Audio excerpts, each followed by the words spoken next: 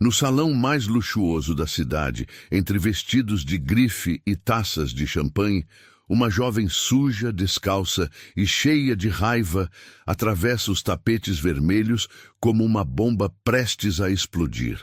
Ela não tinha convite, nem sobrenome nobre, mas tinha algo mais poderoso. A verdade atravessada na garganta e um passado destruído nas costas. Quando apontou o dedo para o homem mais rico daquele salão, não buscava dinheiro, nem fama. Só queria que todos soubessem quem ele era de verdade. Mas naquela noite, não foi ela quem chocou os presentes. Foi o filho do bilionário, que fez algo que ninguém esperava. E a partir desse momento, nada, absolutamente nada, seria como antes. A música clássica tocava suave enquanto garçons passavam com bandejas de prata, equilibrando taças e canapés caros. O salão do Monteiro Palace reluzia em dourado, com colunas imponentes e um lustre de cristal de mais de meia tonelada pendendo no centro. Era uma daquelas noites que pareciam feitas para quem acreditava ser intocável. Raul Monteiro estava em casa, não literalmente, mas em espírito. Aquela festa, como quase tudo à sua volta, era uma celebração de seu império. Um homem de quase 60 anos, terno sob medida, cabelo impecável e um sorriso frio estampado no rosto. Ao seu redor, empresários, políticos e socialites o adulavam como se ele fosse um rei moderno. Entre brindes e risadas forçadas, ninguém notou de imediato a figura franzina que entrou pela porta lateral do salão, Luna. A roupa surrada chamava a atenção como um grito. O rosto jovem, marcado pela poeira e pelo cansaço, contrastava com a opulência ao redor. Por um segundo, os olhares se dividiram entre o vestido da herdeira, mais nova de um banqueiro, e aquela intrusa sem nome. O silêncio caiu como um trovão. "O que essa garota está fazendo aqui?" sussurrou uma senhora com joias nos dentes. Mas Luna não parecia ouvir. Cada passo dela ecoava com firmeza. Os seguranças hesitaram, talvez por vergonha, talvez por medo de criar escândalo. Mas ela seguiu até ficar a poucos metros de Raul Monteiro. "Eu te conheço", disse ela, a voz baixa, carregada de ódio contido. "Você destruiu minha família."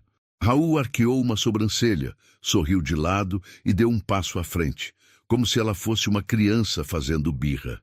"Garota, você está bêbada? Alguém chama a segurança." Luna cerrou os punhos. O salão inteiro observava em silêncio tenso. As câmeras de celular começaram a ser levantadas discretamente. Ninguém ousava intervir. "Meu pai confiou em você. Você ofereceu um investimento. Prometeu retorno. Ele vendeu tudo que tinha. Perdeu tudo. Minha mãe adoeceu e morreu sem tratamento. Nós perdemos a casa. Eu perdi tudo. E você ficou mais rico." Raul respirou fundo. Depois soltou uma risada cínica. "Isso é patético." "Você enganou meu pai", gritou ela. "Ele não era burro, ele era honesto. E você..." Antes que ela pudesse terminar, 2 seguranças a agarraram pelos braços. Ela tentou se soltar, gritando. Ninguém ajudou. Alguns riram. Outros apenas viraram o rosto, mas um olhar permaneceu fixo nela. O de Lucas Monteiro, o filho único de Raul. Lucas, de 28 anos, era o típico herdeiro. Bonito, educado nas melhores escolas, piloto nas horas vagas e dono de uma inquietação que ele mesmo não sabia de onde vinha. Aquela noite, ele não sorria. Estava apenas observando.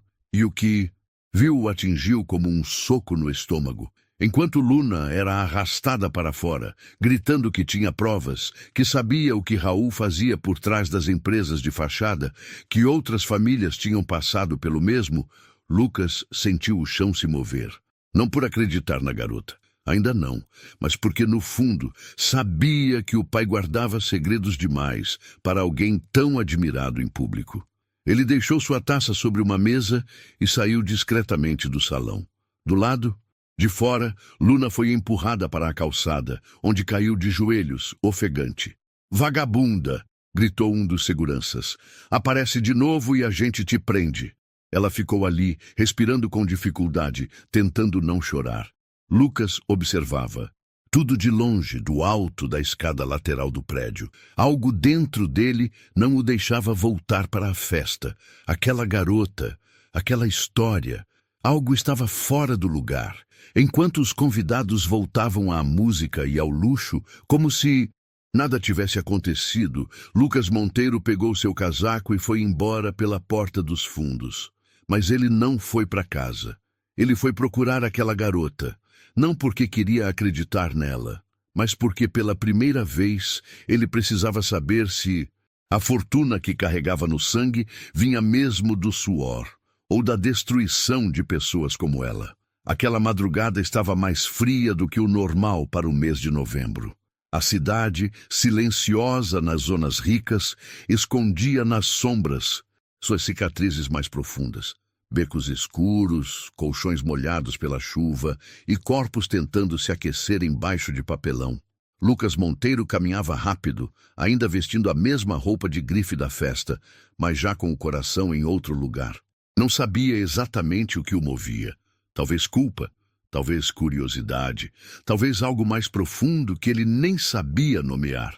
Mas uma coisa era certa, ele precisava encontrá-la. Levou quase 1 hora até conseguir descobrir por onde ela andava. O vigia de um posto de gasolina a reconheceu pela descrição.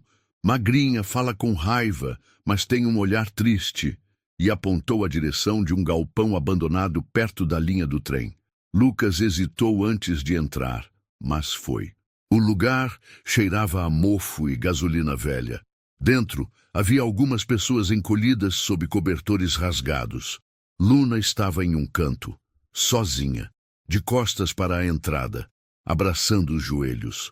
Quando ouviu passos, se levantou, pronta para correr, mas parou. Quando viu quem era. Você? A voz dela era seca, desconfiada. O príncipe arrependido veio ver os pobres? Lucas levantou as mãos devagar em sinal de paz. Eu só queria conversar, ouvir sua história, saber se o que você disse é verdade. Agora você se importa? Na frente dos seus amigos, você nem piscou. Só ficou olhando como se eu fosse um espetáculo. Ele engoliu seco. Eu sei, foi covarde da minha parte, mas estou aqui agora.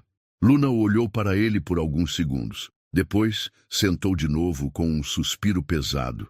Meu pai era pequeno empresário, loja de materiais de construção, ganhava o suficiente para pagar a escola, o aluguel, manter comida na mesa.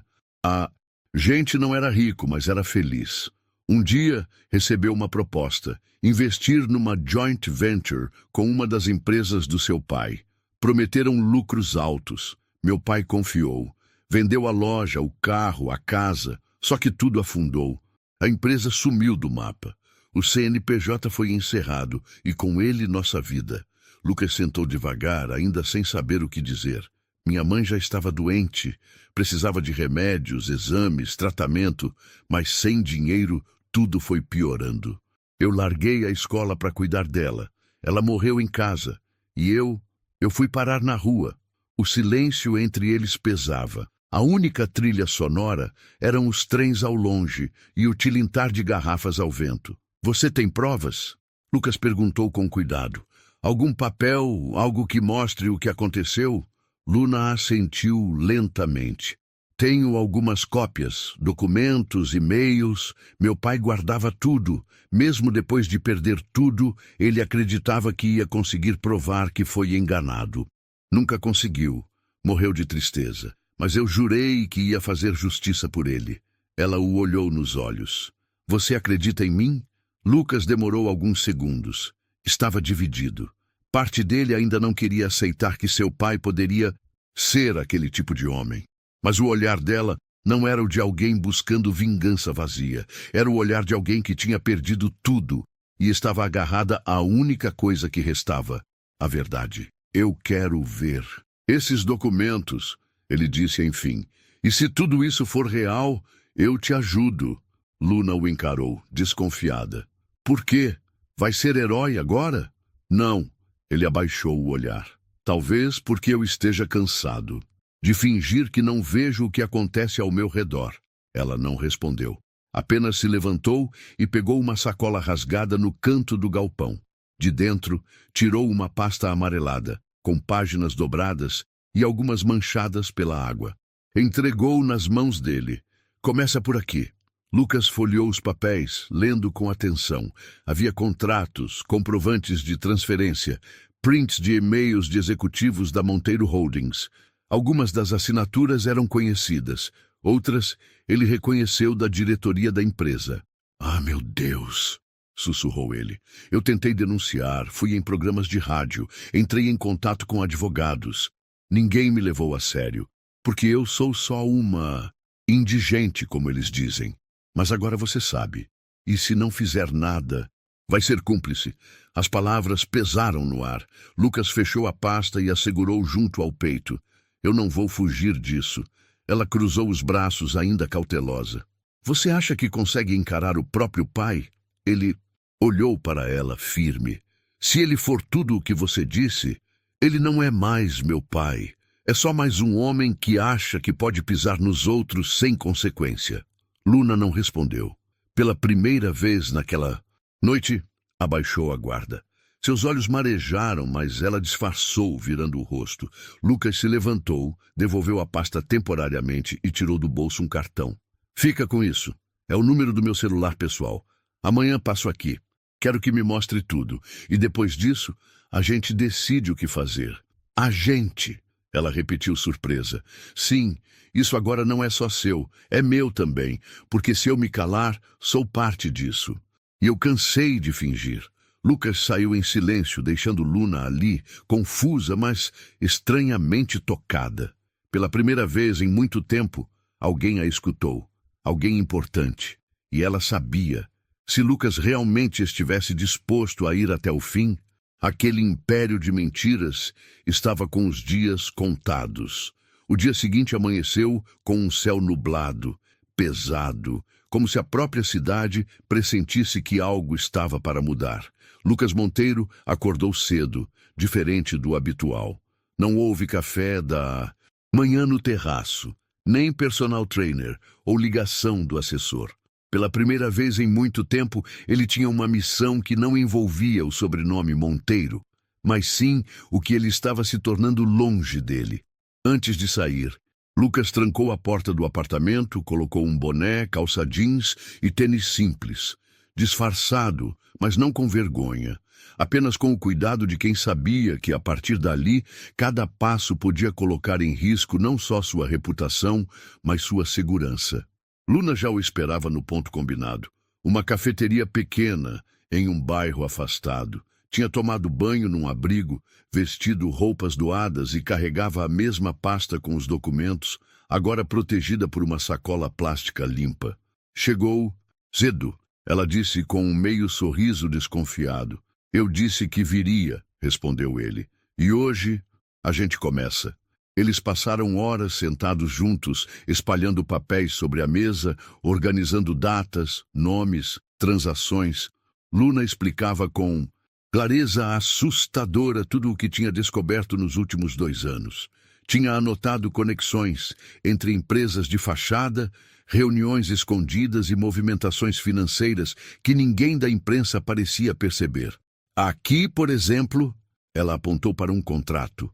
Essa empresa foi aberta 3 meses antes do meu pai assinar qualquer coisa. Só que no papel ela existia há 5 anos. Isso foi falsificado. Eu comprovei isso no cartório. Os sócios, 2 laranjas. Um morreu, o outro desapareceu. Lucas anotava tudo, fotografava com o celular, gravava as explicações. Aos poucos ia enxergando o quebra-cabeça completo. E com ele a face oculta do império que sustentava sua vida inteira. Por que ninguém nunca investigou isso? Perguntou ele. Porque as vítimas não têm voz, respondeu Luna firme. São pequenos empresários, famílias comuns.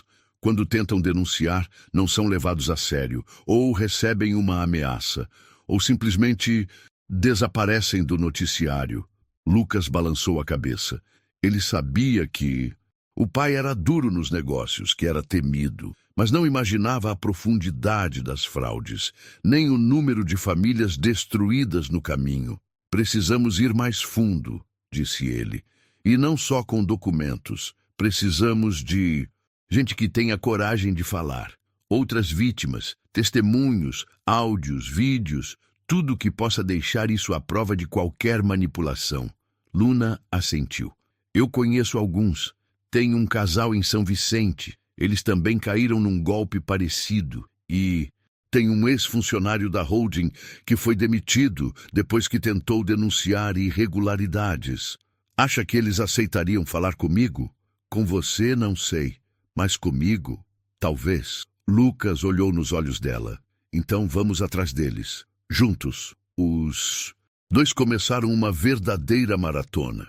Durante dias, viajaram de ônibus por bairros esquecidos, entraram em casas simples, lanchonetes de beira de estrada, escritórios improvisados.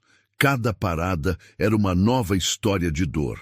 Comerciantes que perderam tudo, aposentados enganados com falsas promessas, ex-funcionários da empresa de Raul Monteiro que foram silenciados com acordos de confidencialidade. Um deles, Rubens, ex-analista financeiro da Monteiro Holdings, hesitou ao ver Lucas. Ele é filho do Raul. Vocês acham que eu sou idiota? Mas Luna foi firme. Ele está aqui contra o pai, e eu confio nele. Rubens respirou fundo e entregou um pendrive. Guardei isso por segurança. Documentos internos, planilhas, e-mails que mostram movimentações ilegais. Se ele realmente quer ir até o fim, isso aqui pode ser o começo da queda. Lucas pegou o dispositivo com cuidado. Sentia o peso daquilo nas mãos, como se carregasse dinamite. Isso é o suficiente para destruir uma carreira, disse Rubens. Mas também pode custar a vida de vocês dois. Luna não hesitou. Eu perdi tudo. Não tenho mais medo. Lucas a olhou com admiração. A raiva dela agora estava canalizada.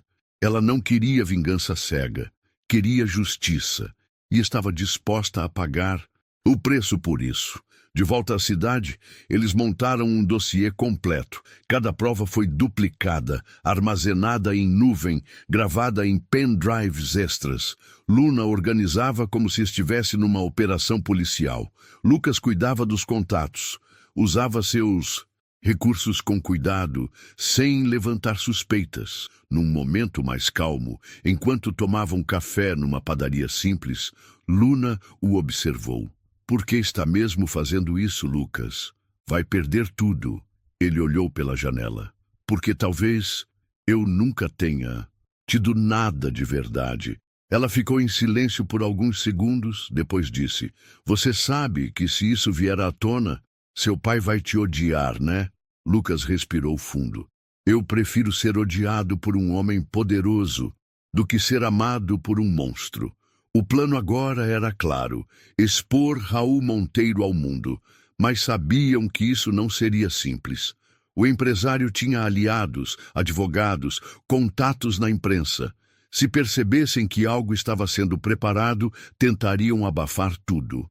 Por isso, Lucas decidiu dar um passo ousado, procurar uma jornalista independente, conhecida por denúncias contra políticos e empresários. Seu nome era Isadora Melo, respeitada, temida e com uma audiência enorme nas redes sociais. Marcaram uma reunião discreta. Lucas foi sozinho. Quando ela o viu, franziu o senho. Você é o Lucas Monteiro? Sim, mas estou aqui como cidadão e com provas que podem mudar o país. Entregou o pendrive, explicou a história, mostrou fotos, gravações, documentos. Isadora ouviu tudo em silêncio, com olhos arregalados. Se isso for real, é explosivo. É real, mas precisa ser tratado com urgência. Se ele desconfiar, pode sumir com tudo, ou com a gente. Ela assentiu. Me dá 3 dias.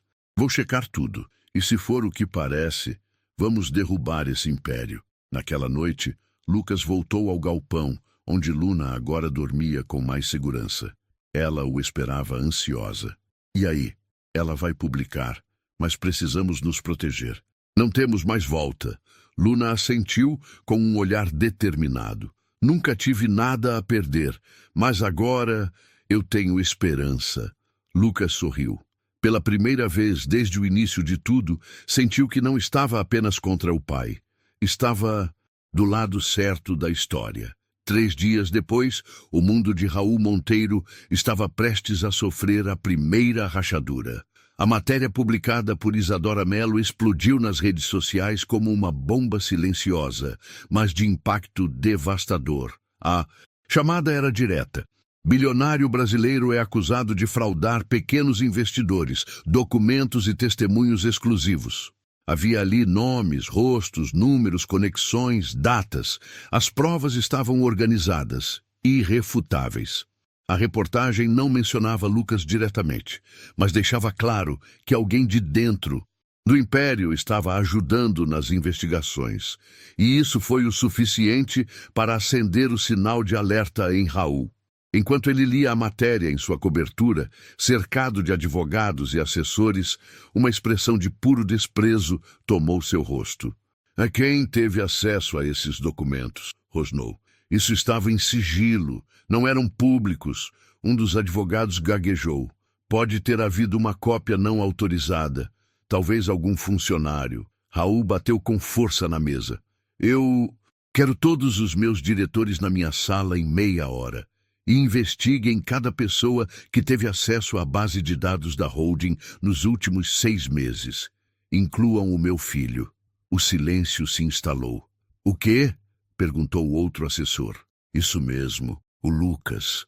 Ele andou estranho nas últimas semanas. Se tiver algo a ver com isso, ele vai se arrepender." Enquanto isso, do outro lado da cidade, Lucas e Luna acompanhavam tudo de um pequeno notebook no quarto, alugado por Lucas para mantê-los longe dos olhos da empresa. Era um cômodo modesto, com colchões no chão, mas servia de quartel-general improvisado. "Tá viralizando", disse Luna, lendo os comentários. "Já tem mais de 2 milhões de acessos."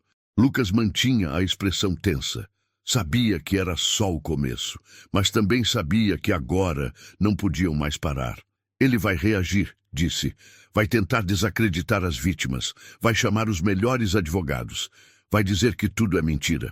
E vai tentar descobrir quem vazou." Lucas a olhou firme. "A gente precisa acelerar." Os dois começaram a aprofundar as investigações. Descobriram que as fraudes iam muito além de contratos enganosos. Raul havia montado uma teia de corrupção que envolvia políticos, fiscais, auditores e até bancos.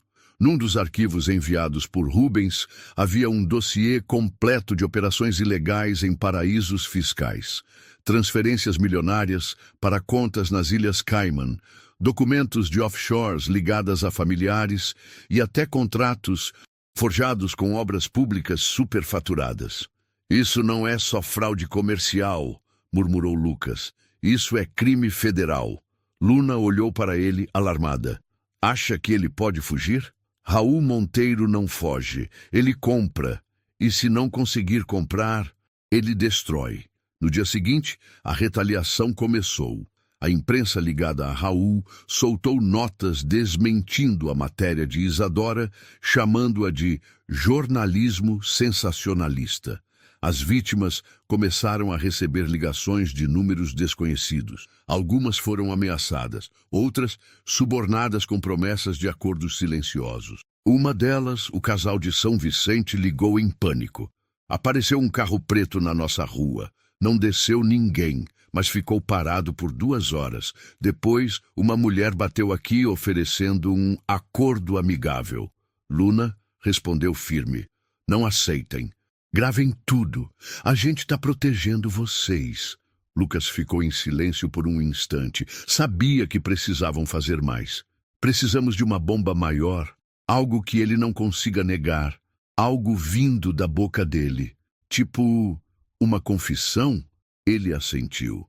"Sim, mas tem que ser espontânea, autêntica e gravada." Lucas teve uma ideia arriscada. Voltou à mansão dos Monteiro como se nada estivesse acontecendo. Disse aos seguranças que queria apenas falar com o pai. Foi recebido com desconfiança. mas Raul aceitou vê-lo. No escritório, cercado por obras de arte caríssimas e garrafas de uísque raro, Raul o esperava em pé, com um olhar afiado. Fiquei sabendo que você andou sumido, disse. Algum motivo? Lucas agiu com naturalidade. Sabia que para extrair o que queria, teria que jogar. Só precisei de um tempo longe dos negócios. Às vezes, a gente precisa se afastar para entender as coisas. Raul estreitou os olhos. E entendeu? Lucas sentou, propositalmente, perto da estante onde instalara um pequeno gravador escondido minutos antes. Entendi que você criou um império, mas cobrou um preço alto demais. Raul riu, curto. Esse é o jogo, meu filho. Alguém sempre paga. A diferença é que a gente decide quem. Mesmo que isso destrua famílias, Raul se aproximou e pegou um copo. Famílias se constroem e se desfazem todos os dias. O que importa é quem está no topo no final. E eu sempre estive. Lucas o encarou. Você mentiu para eles. Sabia que os contratos eram falsos, que as empresas iam afundar. Raul deu um gole e sorriu. Claro que sabia. E daí? Se eu não fizesse, outro faria. É assim que se vence. A frase ecoou no silêncio da sala e estava gravada, cada palavra. Lucas permaneceu mais alguns minutos e depois saiu, coração disparado, com o arquivo mais valioso que já tinham conseguido. Uma confissão espontânea de Raul Monteiro, admitindo seus crimes com orgulho. Horas depois, ele reencontrou Luna e entregou o áudio. Ele falou, tudo, sem filtro. Ela ouvia em silêncio, apertando os fones com força. Quando terminou, o olhar dela estava diferente, mais firme, mais determinado. Isso é o fim dele. Não, isso é o começo do fim. Eles sabiam que, com aquele áudio, o castelo de Raul Monteiro não podia mais se sustentar, mas também sabiam que o perigo aumentava. Estavam mexendo com gente poderosa, que faria de tudo para se proteger. E naquele momento, Luna disse uma frase que marcaria o rumo da história. Se a verdade custa caro, então eu estou disposta a pagar o preço. A gravação da confissão de Raul Monteiro era uma arma poderosa, mas também era um alvo. E quando o inimigo é alguém com dinheiro, poder e uma reputação a defender a qualquer custo, não se espera que ele jogue limpo. Na manhã seguinte à gravação, Lucas e Luna acordaram com uma sensação estranha. O quarto onde estavam, um flat simples alugado por um aplicativo, estava em silêncio demais. Quando Lucas abriu a porta para buscar o café da manhã, percebeu algo errado. Havia uma van preta estacionada do outro lado da rua, com 2 homens de óculos escuros dentro. Um deles segurava um celular, o outro, uma câmera. Eles estão nos seguindo, disse Lucas, voltando rapidamente para dentro. Luna se aproximou da janela com o olhar frio de quem já tinha vivido o pior. Isso é só o começo. Nos dias seguintes, o cerco apertou. Um dos celulares de Lucas foi hackeado. Um e-mail falso, se passando por Isadora Mello, tentou atrair Luna para uma entrevista exclusiva, num endereço que, mais tarde, eles descobriram ser um prédio abandonado. E o mais assustador, uma denúncia anônima chegou à polícia, alegando que Luna fazia parte de uma quadrilha de estelionatários. Ela foi abordada na rua, algemada e levada à delegacia. Não chorou, não gritou, mas o olhar dela, ao ver Lucas chegando com um advogado, dizia tudo. Estavam tentando calá-la. Você tá bem? Ele perguntou assim que conseguiu falar com ela na sala reservada. Isso é o que eles fazem. Me jogam de volta para a lama. Acham que, se me pintarem de bandida, ninguém mais vai ouvir minha voz. O advogado, pago discretamente por Lucas, conseguiu tirá-la no mesmo dia. A acusação era frágil, sem provas, mas o recado estava dado. Raul Monteiro estava jogando pesado. De volta ao esconderijo improvisado, Luna estava abalada. Pela primeira vez desde que se conheceram, ela pensou em desistir. Eu não sou ninguém, Lucas. Eu não tenho sobrenome. Se me prenderem de verdade, ninguém vai se importar. Eu sumo e viro estatística. Lucas sentou ao lado dela, segurando suas mãos com firmeza. Você é alguém.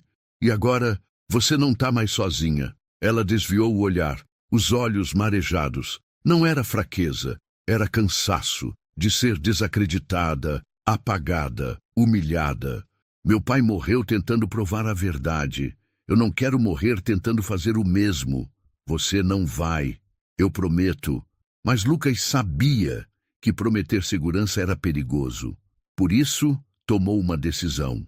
Entregou uma cópia de todo o material para um advogado de confiança, com instruções claras para divulgar tudo caso algo acontecesse com ele ou Luna.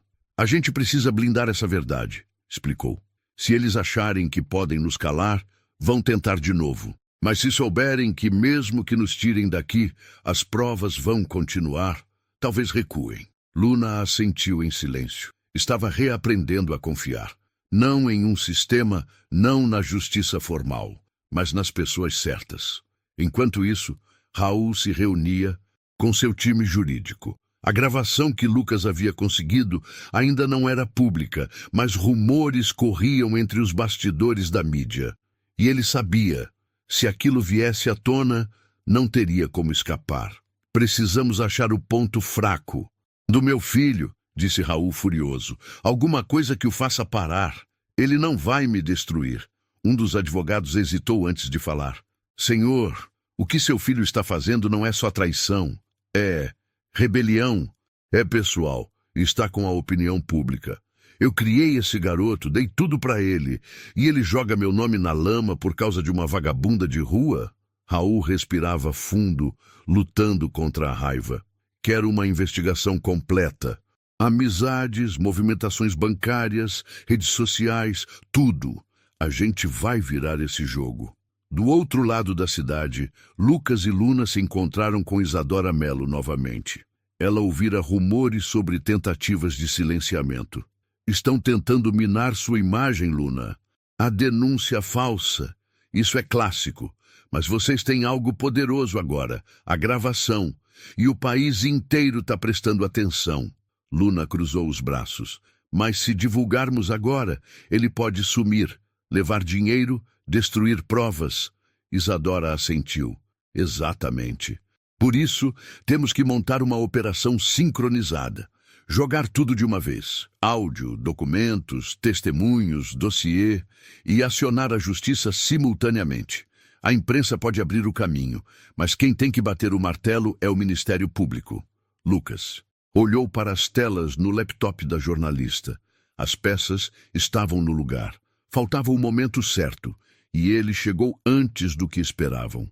2 dias depois, Raul Monteiro convocou uma coletiva de imprensa às pressas. Tentaria se defender antes que as provas fossem expostas. Isso é uma conspiração contra meu nome, minha empresa e minha família, disse em tom indignado. Estamos tomando todas as medidas legais cabíveis. Mas antes que a coletiva terminasse, a jornalista Isadora publicou o áudio completo da confissão, junto com o vídeo de Lucas entregando o dossiê ao Ministério Público. A notícia viralizou em minutos. Raul Monteiro admite fraude e manipulação de contratos. O império começou a ruir. A coletiva terminou em caos. E a verdade, antes silenciada, agora falava mais alto que qualquer advogado de luxo. Luna assistiu à repercussão com lágrimas nos olhos. A gente conseguiu? Lucas respondeu com firmeza. A gente começou. Agora é ele quem vai correr. Mas ambos sabiam que o mais difícil ainda estava por vir. Porque quando um império cai, ele faz barulho.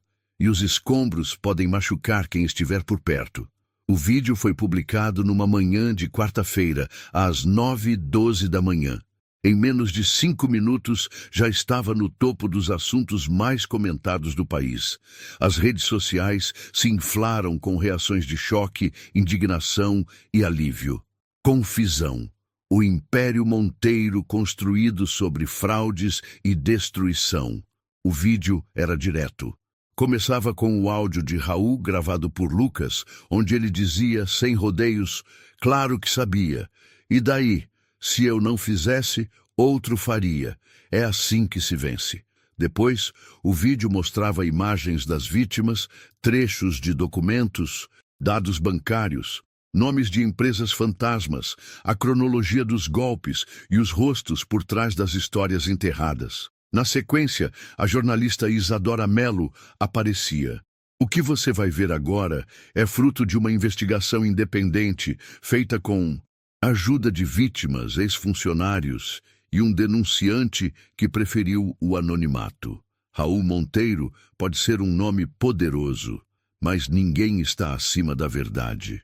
As pessoas reagiram com raiva, comovidas pelas histórias de famílias arruinadas.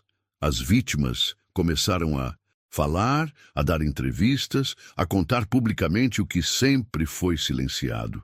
Luna, antes invisível, agora era ouvida. Ela apareceu na TV pela primeira vez, de forma discreta, ao lado de Lucas, de rosto parcialmente coberto. Eu não fiz isso por vingança. Fiz por justiça.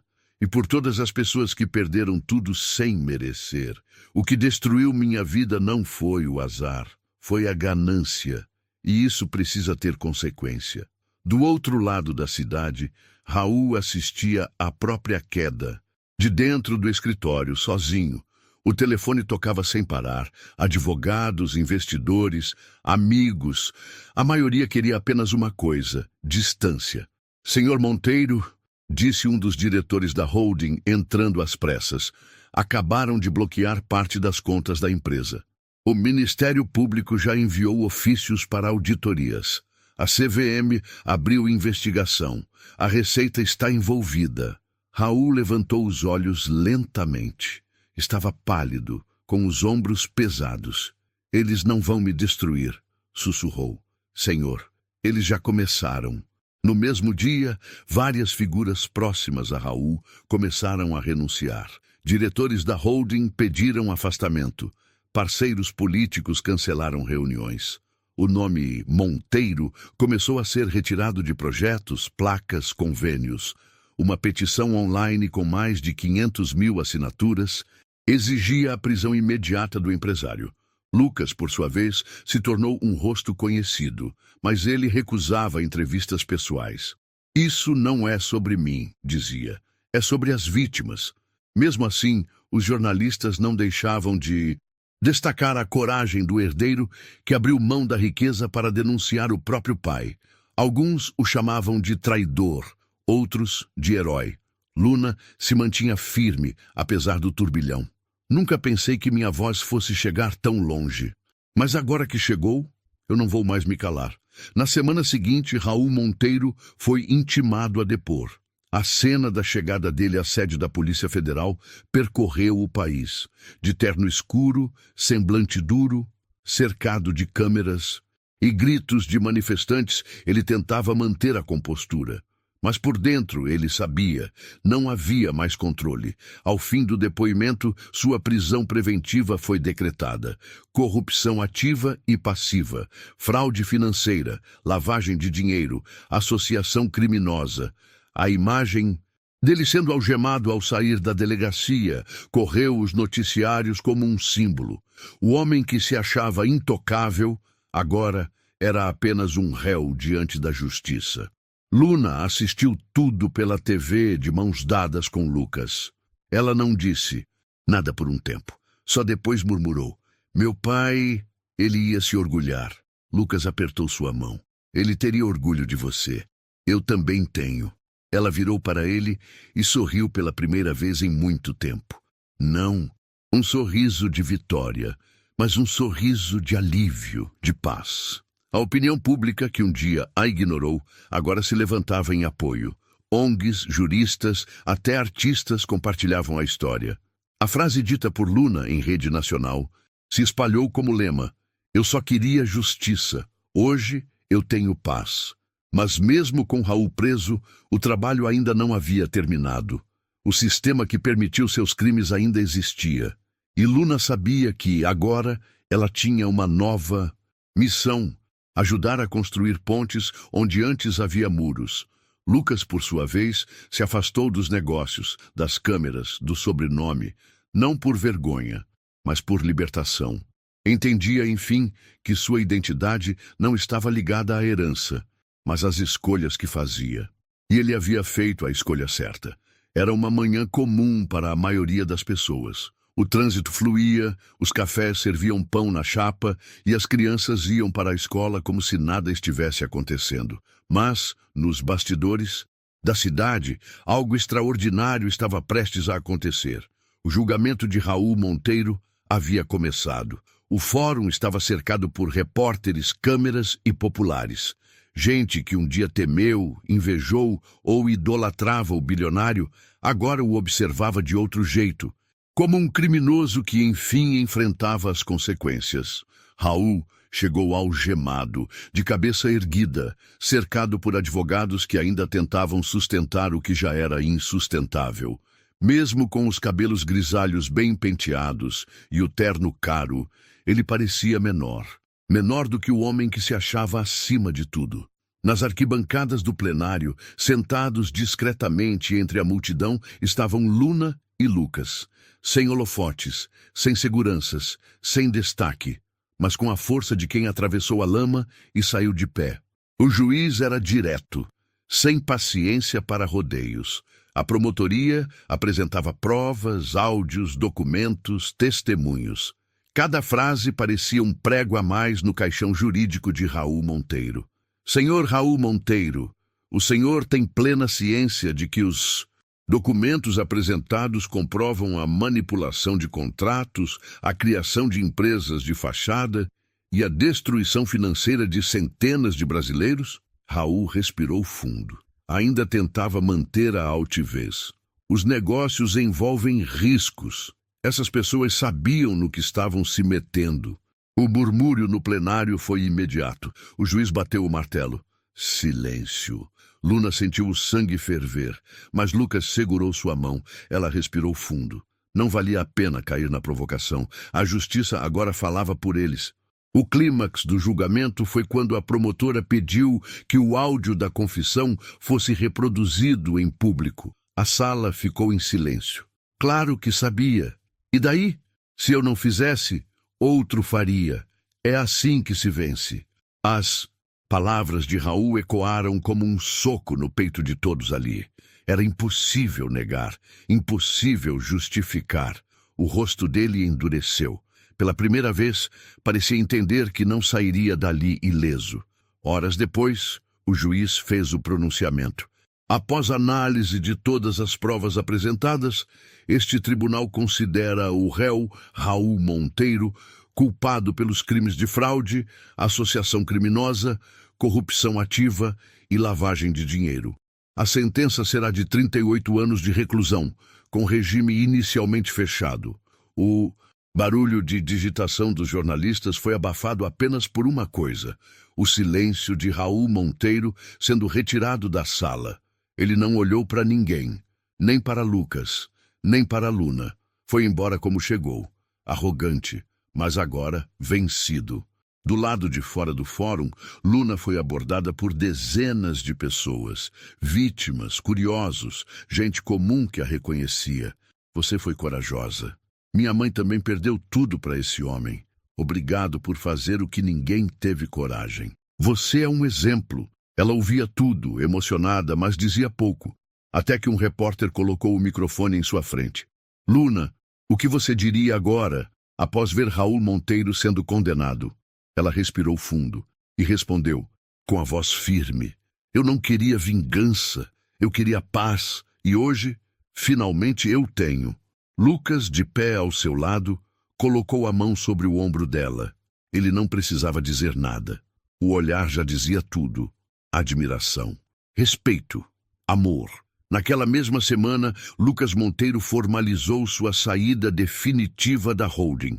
Entregou sua parte nas ações a um fundo de recuperação para vítimas de crimes financeiros.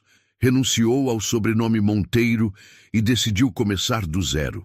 A mídia, claro, noticiou, o herdeiro que preferiu a verdade ao poder. Mas para ele, isso não era manchete, era apenas coerência. Luna, por sua vez, voltou a estudar. Entrou numa universidade pública, com bolsa e apoio de doadores anônimos. Começou a cursar direito, não para ganhar causas milionárias, mas para garantir que nenhuma outra menina passasse pelo que ela passou. O galpão onde viveu por meses virou sede de um projeto social. Com a ajuda de Lucas, reformaram o lugar e abriram espaço para acolher pessoas em situação de rua, com atendimento psicológico, cursos de capacitação e um espaço digno para recomeçar. Sem holofotes, sem vaidade, apenas justiça. A história de Luna e Lucas rodou o país, virou documentário, inspirou leis, tocou corações. Mas, acima de tudo, mudou vidas. Não porque ela queria ser heroína, mas porque teve coragem de enfrentar o intocável e vencer. A cidade continuava a mesma. O trânsito ainda parava nos mesmos semáforos, os arranha-céus ainda tocavam o céu, como se nada tivesse mudado. Mas para Luna tudo era diferente. Ela já não caminhava com medo, não desviava o olhar, não se escondia. Pela primeira vez em anos, ela pertencia ao mundo que antes a ignorava. Mas não era esse o verdadeiro final feliz. O que realmente importava não era o reconhecimento, nem a fama que veio depois. Era a vida simples e digna que ela, ao lado de Lucas, havia construído com as próprias mãos. Meses após o julgamento, Luna e Lucas se mudaram para uma casa modesta em um bairro tranquilo, sem luxos, sem câmeras, mas com livros, plantas, café passado na hora e janelas abertas para o sol. Luna cursava direito pela manhã, ajudava no abrigo à tarde e à noite, estudava casos de pessoas injustiçadas. Já era conhecida entre os colegas como alguém que falava pouco, mas sabia muito sobre dor e sobre recomeços. Lucas, por sua vez, trocou as reuniões em salas, envidraçadas por um trabalho silencioso com um projeto de reinserção social. Ele cuidava da parte administrativa, mas às vezes também servia sopa, varria o chão, organizava doações. Eu nunca trabalhei tanto, dizia com um sorriso, e nunca fui tão feliz. Eles nunca fizeram questão de expor o que faziam. Não havia stories no Instagram, nem entrevistas em podcasts. Se alguém insistia, Luna dizia: eu não quero ser símbolo, só quero ser parte da solução. Às quartas-feiras, Luna visitava o túmulo do pai.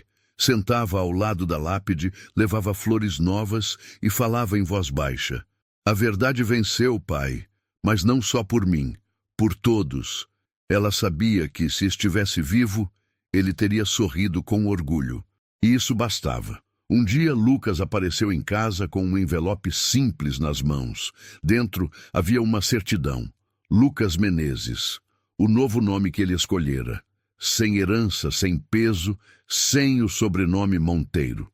É só um papel, disse ele, mas é a minha forma de dizer que a justiça começa por dentro. Luna o abraçou, com os olhos marejados. Não pelo nome, mas pela coragem. Juntos continuaram o trabalho. Fundaram uma ONG que cresceu silenciosamente, com doações modestas, mas com impacto real. Restauraram vidas, deram voz a quem foi silenciado, e todos os meses, discretamente, visitavam abrigos e comunidades carentes, levando comida, roupas, livros e esperança. Certo dia, uma jovem, no abrigo, perguntou a Luna: você é a moça da TV, né? Aquela que enfrentou o milionário? Luna sorriu. Não, eu sou só alguém que decidiu não aceitar a injustiça. A menina segurou sua mão e respondeu: então um dia eu quero ser igual a você. Foi nesse momento que Luna entendeu que a justiça não termina com uma sentença. Ela continua nos gestos pequenos, na escolha de não virar o rosto, na decisão de transformar dor em ponte. E assim, sem holofotes, sem riqueza, mas com dignidade, Luna e Lucas seguiram o caminho mais difícil, mas também o mais bonito, o da verdade, do amor e da justiça feita. A história de Luna e Lucas nos lembra que nem sempre quem tem poder está certo, e que às vezes basta uma voz corajosa para derrubar um império de mentiras. Eles não tinham tudo, mas tinham o essencial: integridade, coragem e um ao outro. E você? Já presenciou alguma injustiça que parecia impossível de combater? Compartilhe sua história nos comentários. Queremos ouvir você. E não se esqueça de se inscrever no canal e ativar as notificações para não perder as próximas histórias inspiradoras que mostram que, sim, o bem ainda pode vencer. Até a próxima.